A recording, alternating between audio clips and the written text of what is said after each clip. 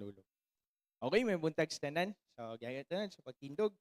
Let us recite the 66 books of the Bible starting from the Old Testament taman sa New Testament. So, wala pa mga familiarize, nara sa table of contents sa Bible. Ready, go.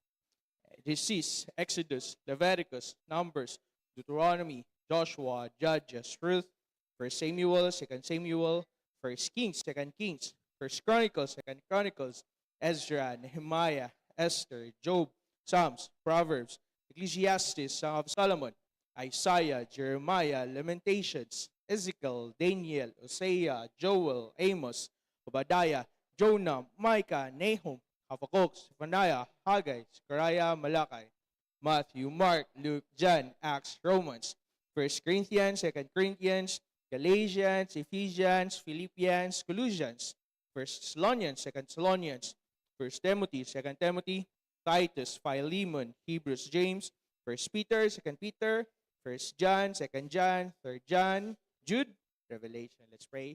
Fargan Heaven, Lord, salamat, Lord God, sa kabuntagon. Salamat, Lord God, sa kay gayunan, Lord, yung gihatag ni kanamo. Nakaroon, Lord, magtuon mi. Kaya sa mga pulong, Lord God. Lord, sa mong pagpadayon, ka mag-bless sa mga kasing-kasing, ka maghatag na mo kaalam, o kay balo, Lord. Dili na kay maminaw mi, Lord God, kundi among i-apply nga ni sa mo kinabuhi. And Fargan Heaven, Lord, touch everyone's heart nga nadiri o naminaw sa online, Lord God. Lord, ikaw magapakistorya nga ni kanamo, Lord God. In Jesus' name, Amen. So, palihog sa paglingkod. So, A, B, C, D, F, G, H, I, J, K, L, M, N, O, P, Q, R, S, T, U, V, W, X. So, nagamunta din sa X-rated for Christians. Lantaw na itong mga negative issues sa positive na pamaagi sa Bible. Okay? So, manatanig discuss aning mga kuano, nganong mo consume ta o good beverages instead of mag-drink og alcohol, nganong mga Kristohanon maningkamot ta, maghago ta instead nga magsugal, nganong ang mga Kristohanon kay unsa man ampingan nato atong lawas instead nga manigarilyo ta.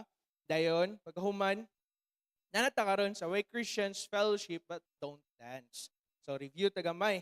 So unsa ka importante ang fellowship? Ang fellowship muna siya makapa-deepen sa relationship sa matag Kristohanon. Okay, kung ang family na ay family bonding, aron ma-deepen ang relationship, kung ang mag-partner na aslay date together sa iyahang husband and wife, nga mo deepen sa relationship, kita po din ng mga Kristohanon, kailangan ang fellowship. Okay? Aron ma-deepen ang relationship. Okay? So, mag-bond na to sa matag anak sa Ginoo together.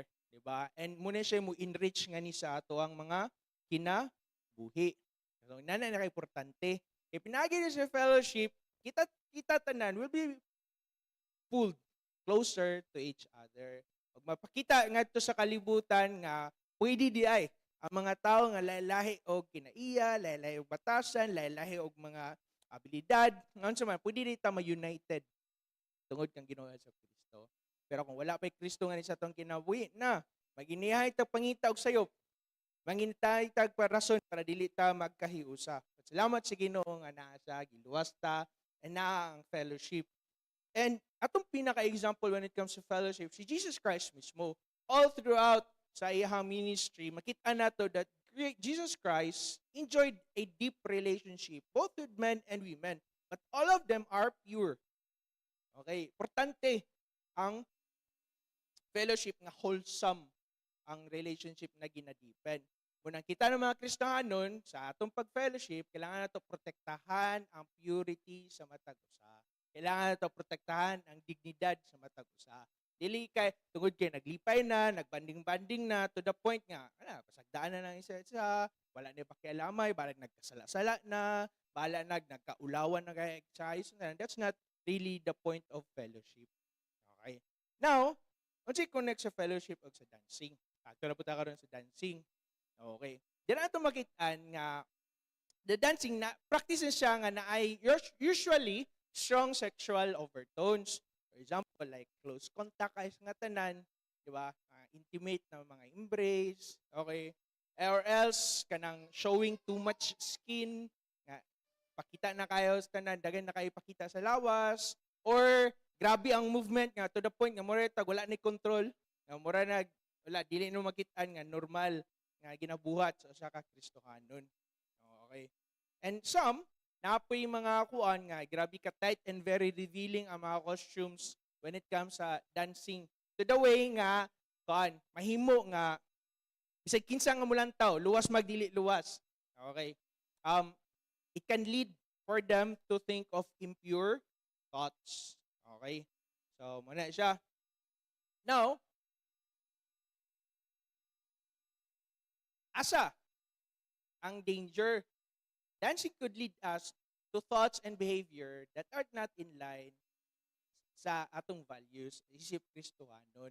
Again, sige ito ang pinaka-goal na to sa purity, magka-banding ang matag-usa, magka-ilhanay ang magka-usa, magka-encourage ang matag-usa, and during that sa fellowship, kailangan protektahan nato atong purity o atong dignidad.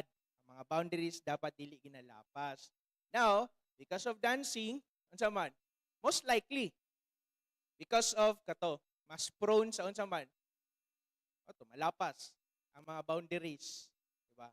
Sa mga Kristohanon. So that is where the danger is. Okay? So if ever manggani na ay lugar ang dancing,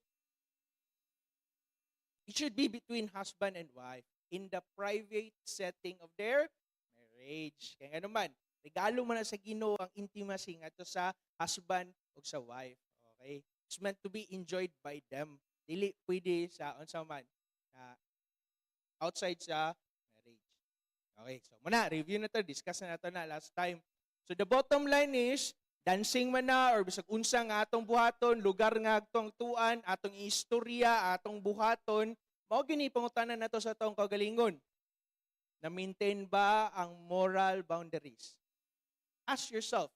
Kung ako ni istorya nga ito niya, kay makabuot ko sa akong gusto story, I have the freedom of speech. Pero ngunit ba ang balaod, muhunong ang imuhang freedom kung masugdan na, matapakan ng freedom sa uban. So, mugin na sa balaod. So, ask yourself, dancing man na, kanon man nimo, buhaton man nimo, agtuon man nimo nga lugar, istorya man nimo ng butanga, ask yourself, kung dili na kayo ma-maintain ang moral boundaries, either nimo, boundary nimo, or boundaries sa ubang tao, then do not do it. Okay.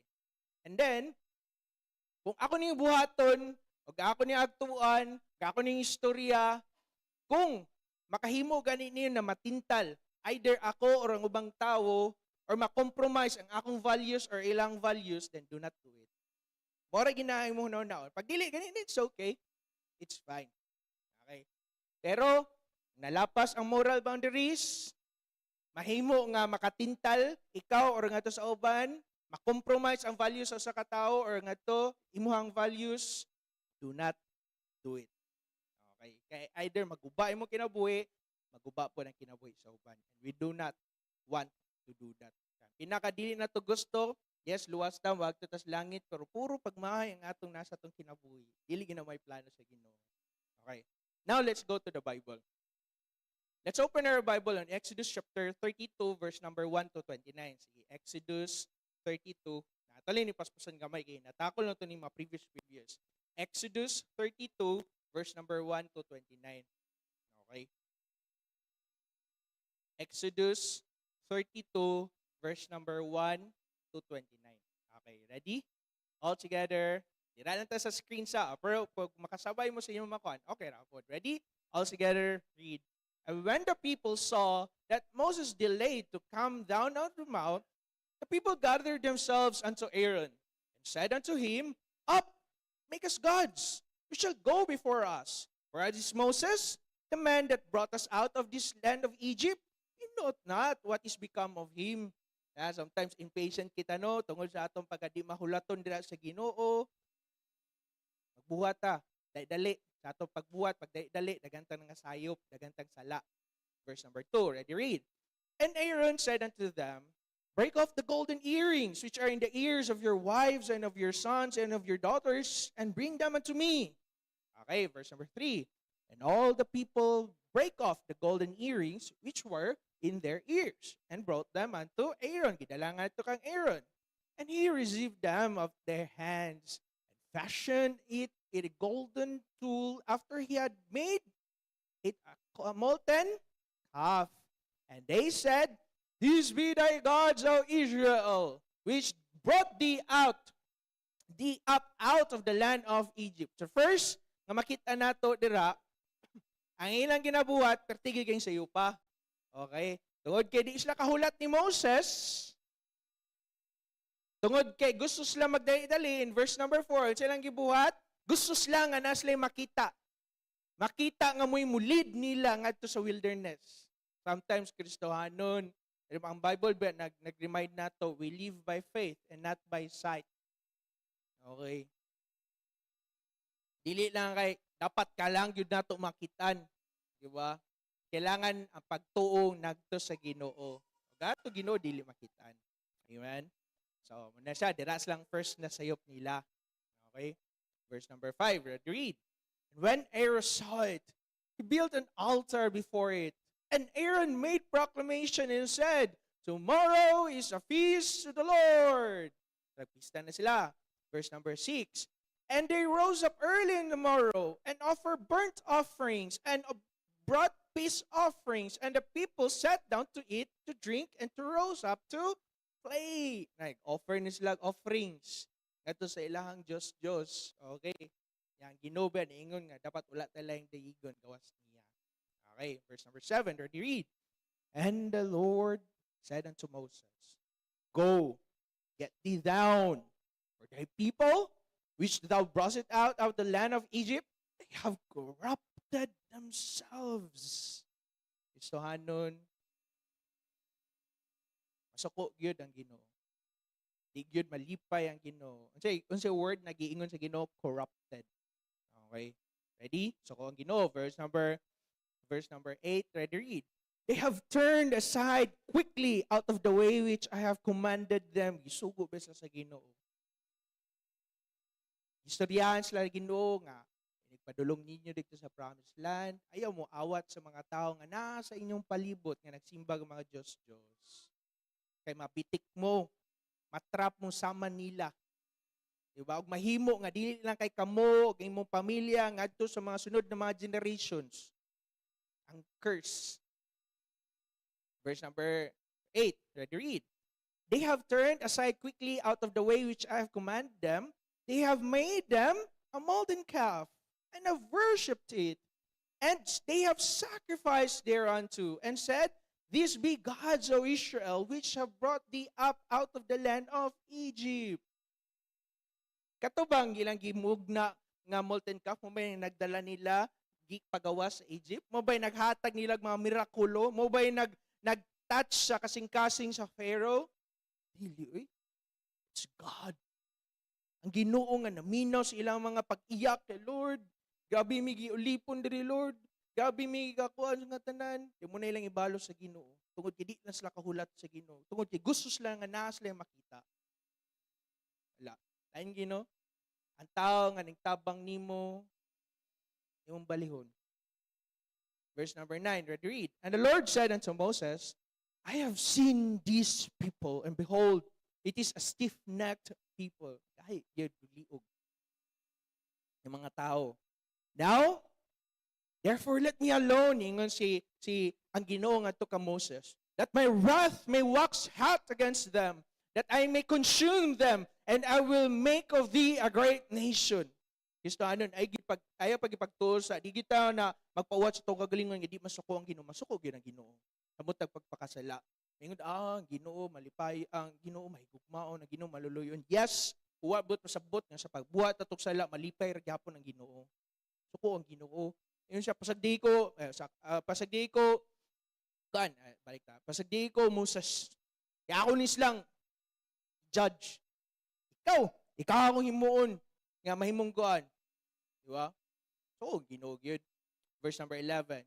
And Moses besought the Lord his God and said, Lord, why doth thy wrath wax against thy people? Imong mga katawan. Ganun magkuan man na imuhang kasuko. Kaya sa imong mga katawan. Which thou hast brought forth out of the land of Egypt with great power and with a mighty hand. Kristo anon kung atong studyhan, based on scholars, there were over 2 million individuals. Maglisod man kay itag migrate sa kalugar sa atong kaugalingon lang, gasto, kaon, processing sa mga visa, tanan. samot na kauban nimo pamilya. Imagine that one, 2 million. Grabe ang power na nagipakita sa Ginoo. Grabe ang mighty hand nagipakita sa Ginoo. Pagtunga pa lang sa sa Red Sea para makaagi tanang 2 million na mga individuals, dili na basta-basta. Then pagkahuman, pagkagabiin na ay pillar of fire kay wilderness desert na puno og mga manggawas ng mga venomous na mga insects and mga animals ting gabi kay pagkabuntag they will be scorched to death, mamatay sila tungod sa kainit. So grabe. Pero na pillar of fire, makita nila ang dalan. Makaprotektahan sila sa buntag, desyerto. Gamay ra kay makasurvive sa desyerto, pero na pillar of clouds. Yan na protektahan nila gikan sa scorching heat. 2 million individuals protektahan sa Ginoo tungod kay mga katawan sa Ginoo. Ang Ginoo na igugma nila. Pero ang Ginoo na sayod yun sa ilang mga tag sa mga gahi-liog. Okay, padahin ta, verse number 12. Wherefore should the Egyptians speak and say, for mischief did they bring them out, to slay them out of the mountains, and to consume them from the face of the earth? Turn from thy fierce wrath, repent of this evil against thy people. Sakata. Remember Abraham, Isaac, and Israel, thy servants, to whom thou swearest by thy own self, and saidst unto them, I will multiply your seeds as the stars of the heaven, and all these lands which I have spoken of thee, I will give to your seed, and they shall inherit forever. Kala ka, sige, gi-remind ni Moses nga to sa Ginoo, ang mga promises sa Ginoo. Lord, ayaw kalimti si Abraham, si Isaac, ang Israel, Lord. It's Jacob man na. Ang gaman to kabuk anak ni Isaac. Lord, ay kalimti. Diba? And verse number 14, and the Lord repented of the evil which he thought to do unto his people. Okay, and Moses turned and went down from the mountain. Now, this is Moses. And the 2 tables of the testimony which is in his hand, the tables were written on the both sides, one on the sides and the other that were written. And the tables were the work of God, and the writing was the writing of God, graven upon the tables. Dito sa tables, ato pa tablet, ang Ginoo mo nagsulat ato, dili si Moses. Okay? So, dala na ni Moses, naog na si Moses. When Joshua heard the noise that the people as they shouted, he said unto Moses, there's a noise of wire in the camp. So, na daw kan kay, nagkayaka naman sila dito sa tanan, gabi na kayo sa tanan, bibo na kayo sa tanan.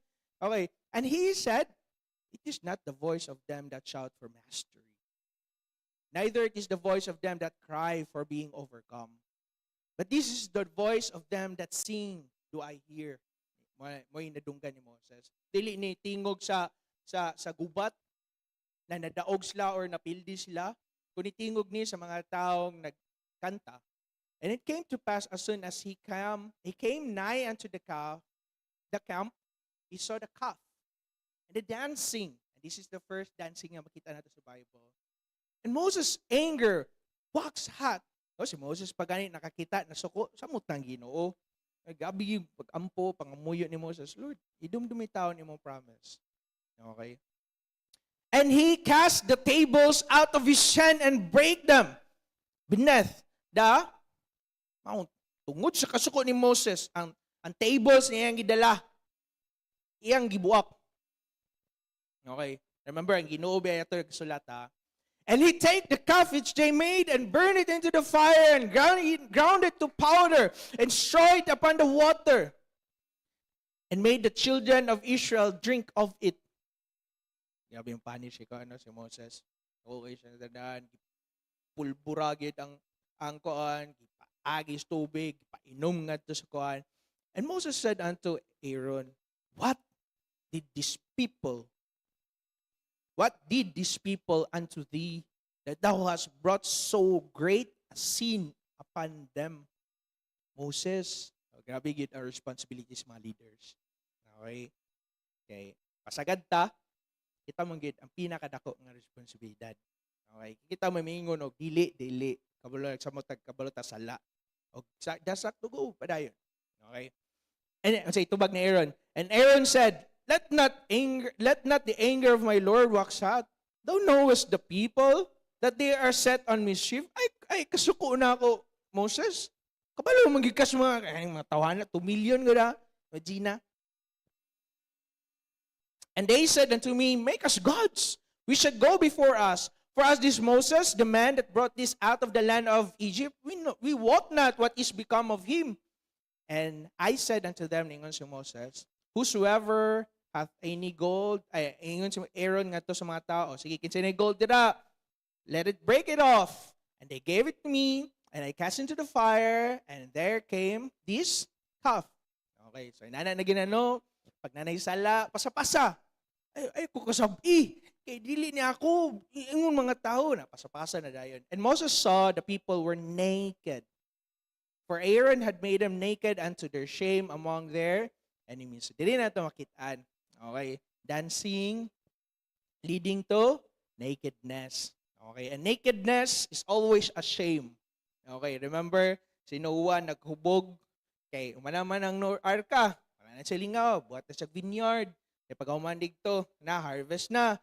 Balobay kaon sa pag-preserve ang mga grapes, kailangan nga kailangan siya i-ferment para magdugay siya. Kailangan i-pabukalan, anak.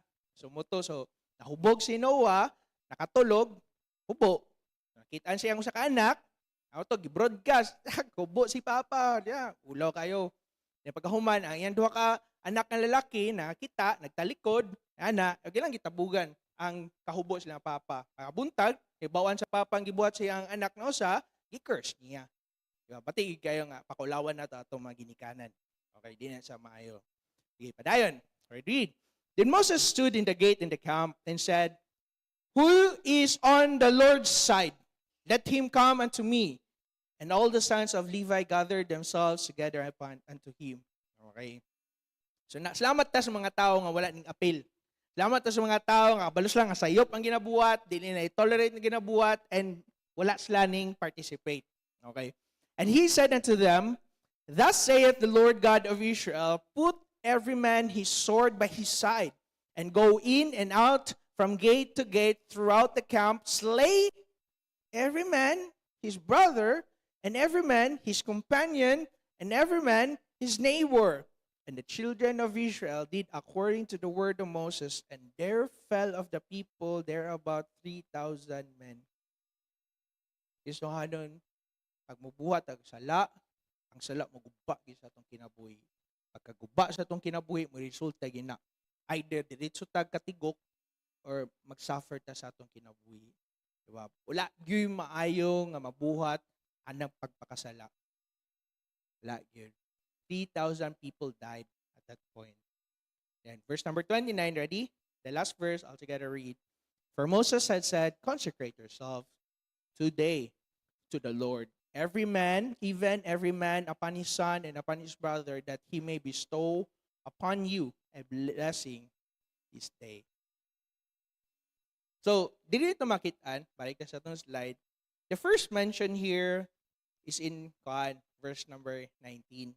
Number 4, unsa gito, it was first associated with idols. Okay. Ikaduha, it is then associated with nakedness. Okay. So, bati good. And remember, unsa ganito itong ipangutan na before nato buhatan na sa kabutang, nalapas bang boundary, moral boundary, nawala na ba ang na-compromise ba, na-lead ba into temptation, ang sa katawo, imong kaugalingon, na-compromise ba ang values sa usa ka tao or ngadto sa uban? The answer is very clearly yes. Okay. So at least masabtan na to na. Next. So mo to. Ato ta sa next. Matthew chapter 14 verse number 1 and 2. Sige, ato ning humanon kanilang na part. Matthew chapter 14 verse number 1 and 2. Okay. This is another verse. Kato Old Testament to, kani sa New Testament. But you can see in the Psalm nga naapoy kon later ato na discuss. Okay. Ready? Matthew chapter 14, verse number 1 and 2. So another association of dancing with evil. Ready? All together, read. And at that time, Herod, the tetrarch, heard of the fame of Jesus, and said unto his servants, This is John the Baptist. He is risen from the dead, and therefore might works to do shew forth themselves in him. For Herod had laid hold on John, and bound him, and put him in prison in Herodias' sake, his brother Philip's wife. Okay. Context. At this point of time, gidakop si John the Baptist. Okay. Sa hari. Iyan yung gipriso para sa pabor ngadto sa iyahang sa asawa sa iyang manghod nga ay sa iyang igsuon nga si Philip. So, ngalan sa kuan sa wife si Herodias. Okay, the verse number 4, I'd read. For John said unto him, It is not lawful for thee to have her. Nganong gidakop? Kay giingnan sa ni John, sala na imong gibuhat. Di ni mo pwede ang konon ang asawa sa imong igsuon. So kung siya, hari gud siya, kaya niya buhaton tanan. Ipadakop, ipapriso, igapos. Samo to. Ready, verse number 5. And when he had put him to death, he feared the multitude because they counted him a prophet. Pero dili niya ma-public execution. Idagan big followers si John the Baptist. Dagan. So kung makita sa mga tao nga, nganong imo man ang gikuan ng among magtutudlo, mag-alsa-basa sila. So, dili kaya buhaton sa hari. Kay popular man si John. Muna yung gibuhat. But when Herod's birthday was kept, and the daughter of Herodias danced before them and pleased Herod. Okay. First kandra, giakit sa anak, sa asawa, sa iyang isuon nga laki nga si Philip, ang mga tao. Okay. Ano man, kinasay, nasay balak. Okay. Ready? Read. Whereunto he promised with an oath to give whatsoever she would ask. Pag ang tao malipay, pag ang tao na sa point nga natintal siya, magpataka, ginag-promise. Okay, so manang careful ta nato saying, do not make promises when you are happy. Okay? And do not make decisions when you are at the peak of your emotions. So pag peak sa imong emotion, either sobraan ka kalipay or sobraan ka kaguol o kasuko, ayaw gyud pataka og buhat og desisyon. Okay, kailangan hunaw-hunaon mo sakto, kailangan mo nang think many times. Okay. So mo to, nag-promise na siya. Kaya naakit naman siya. Sa isiyawan siya sa sa anak, sa katong asawa sa iyang igsuon. Okay. Anak ni daughter ni Herodias. Okay, ready, read. And she, being before instructed of her mother, ay kalain, gigamit sa mama ang iyang anak nga babae. Tara, sugoon to, give me here John Baptist's head in a charger. Okay, so before pa di ay, gisugo din yung anak. Inig birthday sa maong hari, sayaw dito. Nakita sila nak. Pag mabitik na ni mong hari, mo promise man na ni mo. Nabasa na kayo nga tanan sa maong bayi ba? Mga asawa sa iyang igsuon nga si Philip, si Herodias. Nabasa kayo niyang una-una sa hari. Sige nak, muna yung buhata. Mangay na gina siya pabor, ing na siya pangayoon akong ulon John the Baptist. Ibutang sa kanang charger. Kanang itong parapuan, meal, what's your meal today? Ablihan dayon, yung kitaan pagkaon. Verse number 19. Tama na ito, 12, and we're done. Verse number 9. And the king was sorry. Nevertheless, mahay rin itang pataka tag-promise, sadsaad, kilipay, ay, sadsaad, pagkahuman, i-break. And the king was sorry, nevertheless, for the oath's sake, and them which sat with him at the meat. Kadungog man, ang mga tanan promise, he commanded it to be given her. In verse number 10, he sent and beheaded John in the prison. And his head, verse number 11, was brought into a charger and given to the damsel, and she brought it to her mother. Ang putol nga ulo ni John the Baptist. Verse number 12, and his disciples came, took up the body, buried it, and went and told Jesus. You see, here Kasi gigamit sa maong koan, sa adulterous Herod. Nangita man ka na, dili to niya asawa, pero giangkon nga, yang kao nga asawa, asawa to siyang igsuon nga mga si Philip. Unsay gigamit para maakit ang usa ka hari nga adulterous para pagputol sa ulo. Luya no, John the Baptist ang iyang ulo gipasa-pasa, gipakita, gihimong kat amusement sa mga uban. Tao na si Ginoo who danced before her, the daughter or the wife of his brother. So, sige gamit pag-akit, dancing. So, dili na ito makitaan that the Bible associates dancing with evil. Okay, sa Old Testament, sa New Testament mo na. But the next question, and this will be for the next Sunday, ito ta next. Moni, how about, next begin. How about si David when he danced before the Lord? Dato na studian. O katong mga instances nga mabasa na to dira sa Bible when it comes to sa Psalm. So na mga pipila ka mga verses dito sa Psalm about dancing, worshiping. Okay. Kaya I hope nga ito na matakal next Sunday. So I hope nga naka-learn tag lesson. So ana ra gyud para dili mo maglibog, para dili mo maglibog sa inyong buhaton. Ang tanan yung kagalingon, buhaton nimo, istorya nimo, agtuan nimo nga lugar, ask yourself, nalapas ba ang boundary sa ako ang moral boundary or sa boundary sa uban? If yes, do not do it, do not go there, do not say it. Okay?